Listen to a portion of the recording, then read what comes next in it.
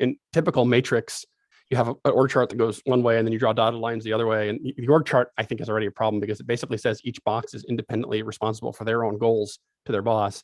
And that's what creates the dysfunctional parent dynamic. So in iterative management, we draw the org, or at least conceptualize the org like this.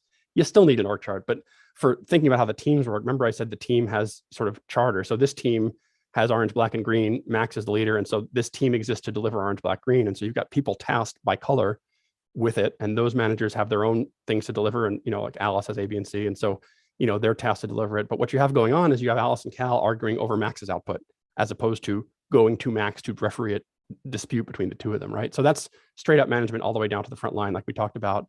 What matrix management looks like here is we don't draw a bunch of lines the other way. We say we need a team cutting across because we need a thing to happen. So maybe it's a standing team that meets all the time and has resources and makes decisions, like an approval board.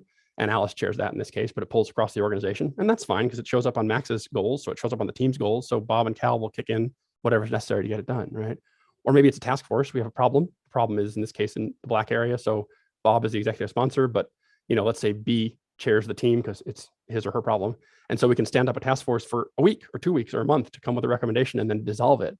And so what ends up happening is something that looks like this, which is very difficult to even understand or draw, but you end up with the system knowing how to stand up and shut down cross-functional meetings as needed. Nothing lasts longer than it needs to, and nothing gets shut down before it's needed. And so that picture of the dotted and the straight line becomes a lot less relevant. You start doing a lot less reorging to change the dotted to the straight and back and forth because you realize it's all going on at once.